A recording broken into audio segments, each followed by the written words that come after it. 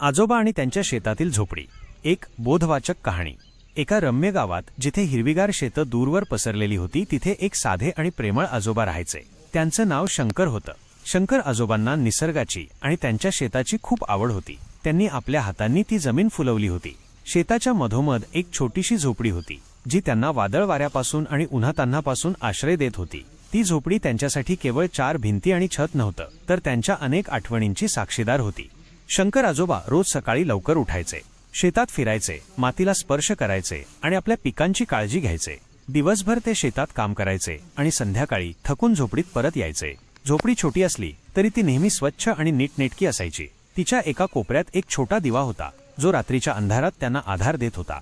एक दिवस गावात जोरदार पाऊस सुरू झाला. वाऱ्याचा वेग इतका जास्त होता की झाडं उन्मळून पडू लागली. शंकर आजोबा झोपडीत बसून पावसाचा आणि वाऱ्याचा आवाज ऐकत होते. त्यांना थोडी भीती वाटली, पण त्यांची झोपडी मजबूत होती हे त्यांना माहीत होतं. अनेक वर्ष त्यांनी त्या झोपडीत सुखदुःखाचे क्षण अनुभवले होते. पाऊस थांबल्यावर आजोबा बाहेर आले. त्यांनी पाहिलं की त्यांच्या शेतातील काही झाडं पडली होती आणि काही ठिकाणी पाणी साचलं होतं. त्यांना वाईट वाटलं, पण त्यांनी लगेच कामाला सुरुवात केली. पडलेली झाडं बाजूला केली आणि पाणी काढण्याचा प्रयत्न केला. गावातील काही तरुण मुलं आजोबांना मदत करण्यासाठी आली. त्यांनी आजोबांना सांगितलं, आजोबा, तुमची झोपडी खूप जुनी झाली आहे. आता ती कधीही पडू शकते. तुम्ही नवीन आणि पक्की घर बांधा. शंकर आजोबा हसले आणि म्हणाले, माझ्या मुलांनो, मला हे माहीत आहे की ही झोपडी जुनी आहे, पण यात माझ्या आयुष्याची खूप मोठी कमाई आहे. या झोपडीने मला ऊन, वारा आणि पावसापासून वाचवलं आहे. जेव्हा मी थकून येतो तेव्हा याच झोपडीत मला शांती मिळते. या झोपडीच्या प्रत्येक भिंतीत माझ्या कष्टाची आणि माझ्या आठवणींची ऊर्जा भरलेली आहे. तरुण मुलं आजोबांचं बोलणं शांतपणे ऐकत होती. त्यांना आजोबांच्या भावनांची जाणीव झाली. त्यांना समजलं की कोणतीही वस्तू केवळ तिची भौतिक किंमत आणि उपयुक्तता यावरच ठरत नाही, तर तिच्याशी जोडलेल्या भावना आणि आठवणींचंही खूप महत्त्व असतं.